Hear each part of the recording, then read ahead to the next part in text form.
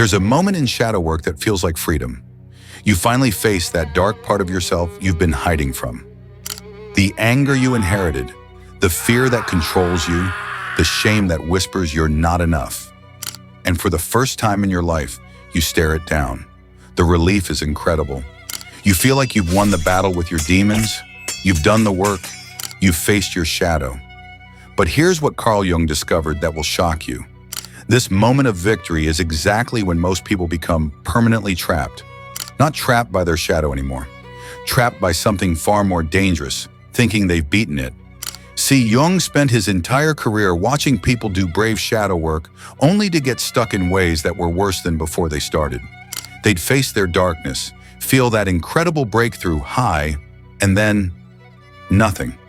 They'd stay frozen in the same patterns, just with a new story about being healed.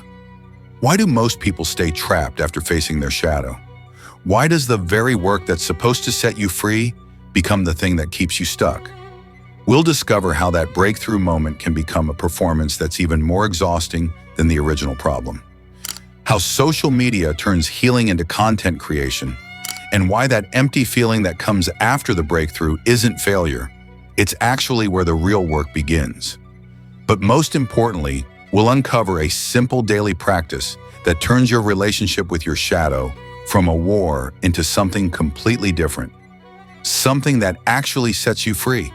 Because your shadow isn't something you face once and move on from.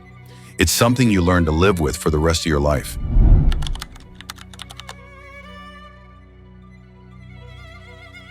Here's what nobody tells you about that moment when you finally face your shadow. It feels amazing. Let me tell you about Fred. He was a successful marketing executive who'd always been the nice guy at work. Never raised his voice, always said yes to extra projects, smiled through every crazy deadline.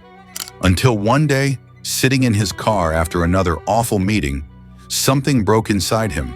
He realized he wasn't nice. He was scared. Scared of fighting, of letting people down, of anyone seeing the anger that had been growing inside him for years. That night, he called his therapist and said the words he'd never let himself say. I'm angry. I've been angry my whole life, and something incredible happened. All that tension he'd carried in his shoulders for years just disappeared. He felt lighter, free, like he'd finally figured himself out. Fred spent the next week telling everyone about his big breakthrough. He posted on LinkedIn about being real with your emotions. He felt like he'd beaten his problems. But here's where Carl Jung would shake his head. Because what Fred just went through, that wasn't healing. That was just seeing the problem. See, Jung understood something that our quick-fix culture totally misses.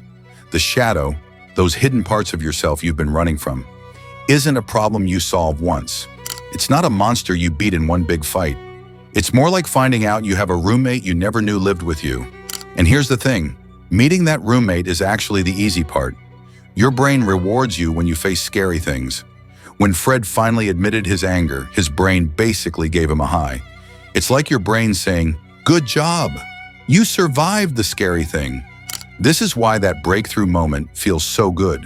Why Fred wanted to tell everyone, I figured it out, I'm fixed. Why he felt like he could take on the world. But think about what happens when you meet a real roommate for the first time. You say hello, maybe chat a bit, and then you have to figure out how to live together every single day, through all their annoying habits and yours, through good days and really bad ones. The shadow work everyone talks about online, that's just saying hello. The real work, the thing Jung was obsessed with, that's learning to live with parts of yourself you spent your whole life pushing away. And most people, they never get past saying hello. They get so excited about that first meeting that they think meeting equals fixing. Fred basically framed his breakthrough moment like a diploma on the wall, proof he'd graduated from his problems. But what if I told you that moment of relief, that amazing feeling of finally facing your demons? What if that's actually when most people get more stuck than they've ever been? Because now Fred had something new to protect, something new to keep up, an identity built around being someone who had done the work. 3 months later, Fred was still posting about being authentic while saying yes to every crazy request at work. The question is, what happens when that good feeling goes away?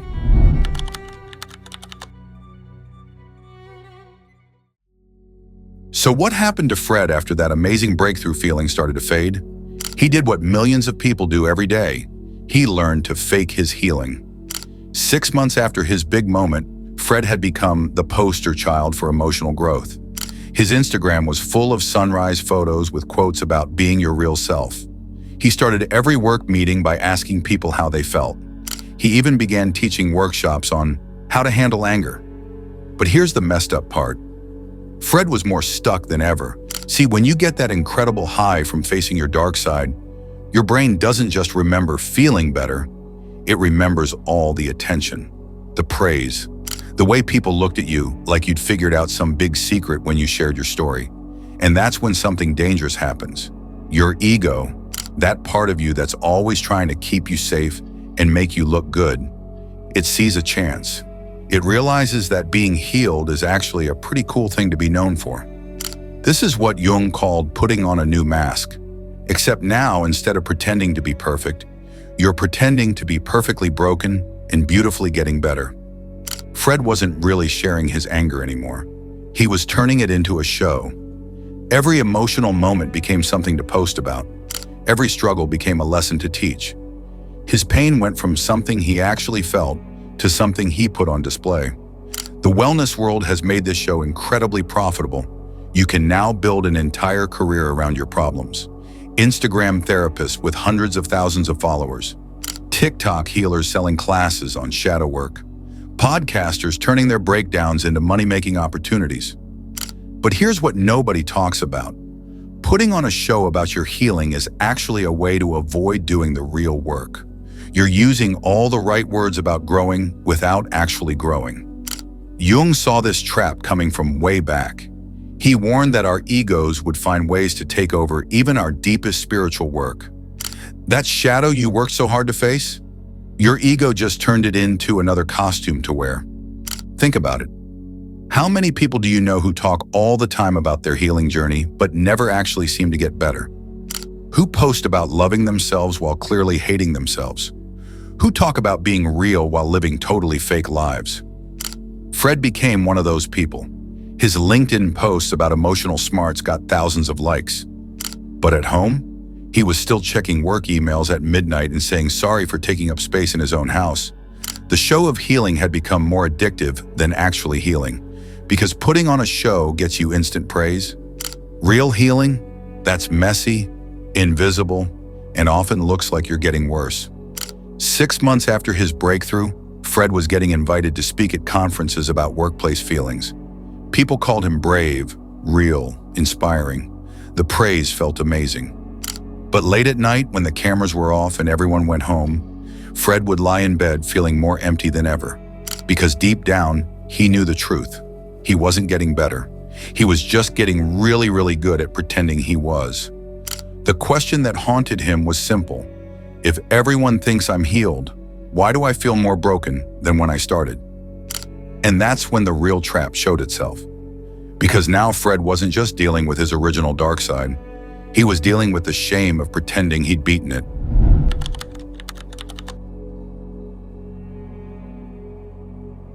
Then came the night Fred couldn't fake it anymore. It was 2 a.m. He'd just finished answering comments on his latest Instagram post about finding peace with your anger. Hundreds of people calling him amazing, thanking him for his help, asking for advice. And Fred felt nothing, not sad, not angry, not relieved, just empty, like someone had reached inside his chest and taken out everything that made him human. This is what experts call the after breakdown emptiness. And it's where most people's healing journey doesn't just stop, it completely crashes. See, when you spend months faking your breakthrough, something scary happens in your brain. All that emotional numbness isn't an accident. It's your mind's way of protecting you from the tiredness of living a lie. Think about it like this. Imagine you've been holding your breath underwater for months, pretending you can breathe just fine. Eventually, your body stops even trying to get air. It just gives up. That's what happened to Fred's feelings. He'd been faking emotions for so long that he'd forgotten how to actually feel them. The brain stuff behind this is wild and scary. When you constantly put on an emotional show, your brain starts seeing real emotions as dangerous. It begins turning off the parts that help you connect with yourself and others. But here's the part that really messes with people. This emptiness doesn't feel like being sad. Being sad at least feels like something. This empty feeling, it feels like you've disappeared from your own life. Fred would sit in meetings, hearing himself give advice about feelings, and feel like he was watching someone else live his life. He'd hug his kids goodnight and feel like he was just going through the actions of being a dad, not actually being one. The worst part? Everyone still thought he was doing great. His Instagram followers kept growing. Speaking requests kept coming. The world saw someone who was healed and whole. But Fred was living in what Jung called the space between who you were and who you're becoming. Except Fred wasn't becoming anything. He was just stuck in the middle of nowhere. This is why so many people give up on getting better entirely. They think the emptiness means they're broken forever. They think something went wrong with their healing. But what if I told you this empty feeling isn't a mistake in the system? It's supposed to happen. What if this emotional numbness isn't proof that you failed, but proof that your old way of being has finally died? The problem isn't the emptiness itself. The problem is nobody told you this was coming. Fred's breakthrough moment 8 months ago, that was just tearing down the old house. All those months of faking his healing, that was him not letting the builders start making something new. And now, sitting in this emptiness, Fred was finally in the space where real change could happen. But it didn't feel like a chance. It felt like dying. The crazy thing is that this is exactly where Fred needed to be. Not the high of his breakthrough, not the show of being healed, but right here in the scary space between his old self and his new one. The question that kept him awake wasn't, why do I feel so empty? It was, what if this emptiness is exactly where I'm supposed to be? But nobody gets you ready for this part. Nobody tells you that after you face your dark side and fake your healing, you have to sit in the darkness and wait for something real to grow.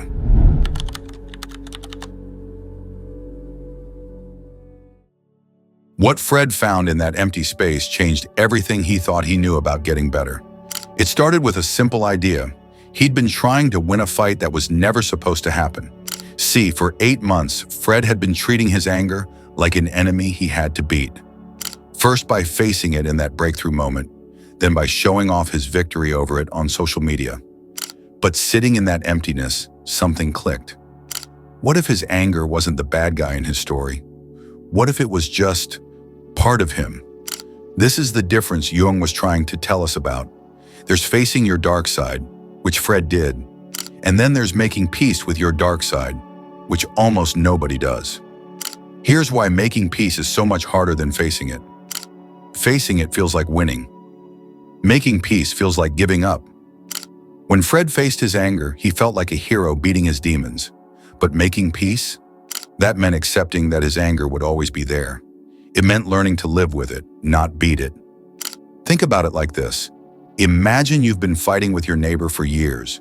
One day you finally march over and tell them exactly how you feel. That fight feels amazing, like you've won.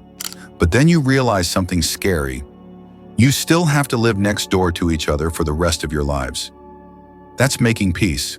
It's not about winning the fight. It's about learning to share the same space. But here's where most people get stuck, and why Fred spent months in that emptiness. Our world is obsessed with fixing, beating, and getting over things. We want to be the hero of our own story. Making peace asks us to be something much harder, just human. Fred's anger wasn't going anywhere. Neither was his fear of fighting or his need to make people happy. These weren't problems to be fixed.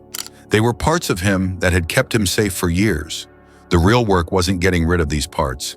It was learning when to listen to them and when to thank them and choose something different. But making peace doesn't give you the high that facing your problems does. There's no big moment, no breakthrough to post about, no crowd cheering for your bravery. Making peace is quiet. It's daily. It's boring. It's Fred sitting with his anger when his boss gives him another crazy deadline, feeling it completely, and then choosing to speak up anyway.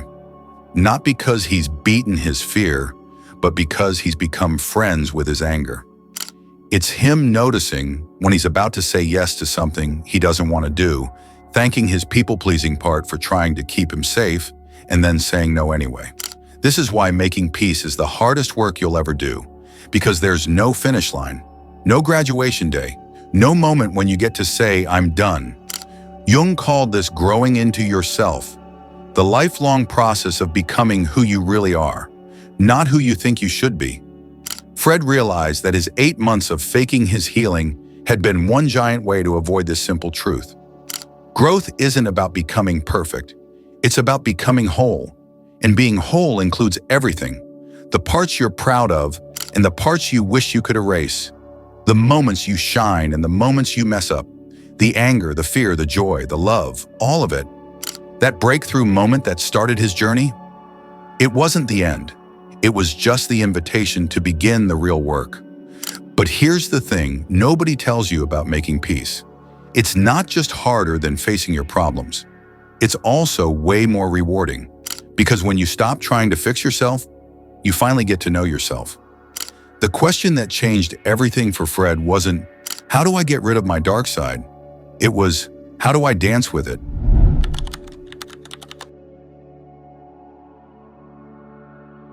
So how did Fred actually learn to dance with his dark side? How did he move from that empty space to something real? The answer might disappoint you because it wasn't another big moment. It wasn't a trick he learned or a book he read. It was something much simpler and much harder. He started having conversations with himself. Not the kind of self-talk where you beat yourself up or give yourself pep talks. Real conversations, like talking to a friend you've ignored for years. Every morning, Fred would sit with his coffee and ask his anger, "What are you trying to tell me today?" And instead of shutting it down or showing it off to others, he'd listen. Sometimes his anger said, "That deadline is crazy and you know it." Sometimes it said, "You're tired of pretending everything's okay." Sometimes it just said, "I'm scared." This is what Jung called talking to your imagination, having real talks with the parts of yourself you've been fighting. But Jung's fancy name doesn't capture how weird this feels at first. Fred felt crazy talking to his feelings, like they were real people. But something amazing happened. They started talking back. His people-pleasing part would say, "If you say no, they won't like you anymore." And instead of ignoring it or feeling bad about it, Fred would respond, "I hear you. You've kept me safe for years, but I think we can try something different now." It's like having a talk with yourself instead of a fight. But here's the part that really changed everything. Fred stopped trying to fix these parts and started trying to understand what job they were doing for him. His anger wasn't just random rage. It was his inner alarm telling him when people were crossing his lines. His people-pleasing wasn't just being weak. It was his way of staying connected to others when he felt scared and alone. Once Fred understood that these parts had been trying to help him all along, he could work with them instead of against them. The real breakthrough wasn't facing his dark side. It was realizing his dark side had been trying to protect him his whole life. This changes everything about how you grow as a person. Instead of asking, "How do I get rid of this part of me?" you start asking, "What is this part trying to do for me? And how can I help it do its job in a better way?" Fred's anger didn't need to be beaten. It needed to be heard. His people-pleasing didn't need to be erased. It needed to be guided. This is why most therapy doesn't work. It tries to remove problems instead of understanding what those problems are trying to do. But here's the hard truth about this way. It's slow, really slow. There's no viral moment, no before and after photo, no big change to post about. Fred's real healing looked like tiny daily choices, stopping before saying yes to something he didn't want to do, speaking up when he felt walked on, setting small boundaries instead of big dramatic ones. Some days he'd listen to his inner voices and make a different choice. Other days he'd fall back into old habits. The difference was that now he knew it was a choice, not something that just happened to him. A year after his breakthrough, Fred's Instagram had gone quiet. He stopped posting about his healing journey, not because he'd given up, but because he'd finally started living it instead of showing it off. The real work of making peace isn't dramatic, it's daily. It's not about becoming a different person, it's about becoming more yourself. And yourself includes everything. The parts you're proud of and the parts you'd rather hide. The moments you shine and the moments you struggle. All of it working together, finally on the same team. That empty space Fred sat in? It wasn't a place he needed to run from. It was the room where his old way of being died so something truer could be born. The question that guided him through this long road wasn't, "Am I fixed yet?" It was, "Am I being more honest with myself today?"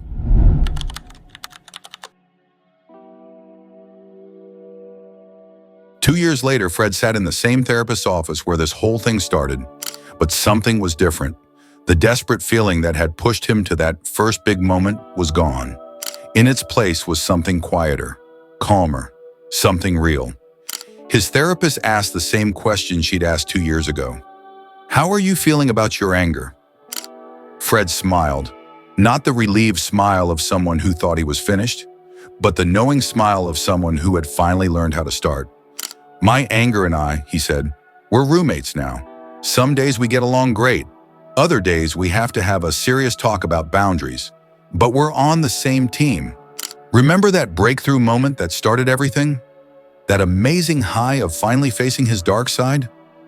Fred now understood what that really was. Not the end of his problems, but his invitation to grow up. All those months of putting on a show about his healing on social media, that wasn't wasted time.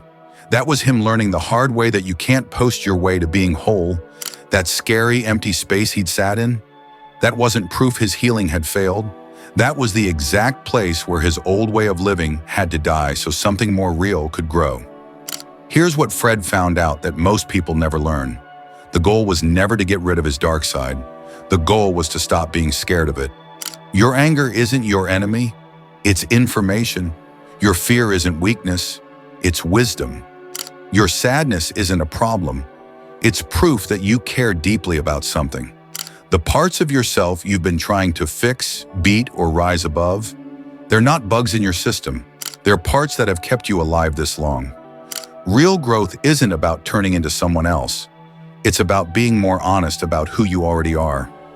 Fred's Instagram stayed quiet, not because he'd given up on growing, but because he'd finally learned the difference between growing and showing off your growth. His anger still showed up when people crossed his lines. The difference was, now he listened to it, thanked it, and used it as information instead of fighting it or making a show of it. His people-pleasing still kicked in when he felt scared and alone. But now he could spot it, appreciate what it was trying to do, and pick something different. The trap that keeps most people stuck isn't facing their dark side. It's thinking that facing it once should be enough. But what if the moment you stop trying to run from your darkness is actually when you become free? What if the moment you stop putting on a show about your healing is when real healing can finally start? What if your dark side isn't something to beat, but something to dance with for the rest of your life?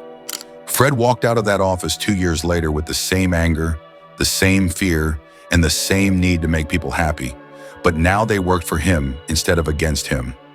He'd learned the secret that Jung tried to tell us all along. Being whole doesn't mean being perfect. It means putting all your pieces together. And putting your pieces together isn't somewhere you get to. It's a dance you learn to do.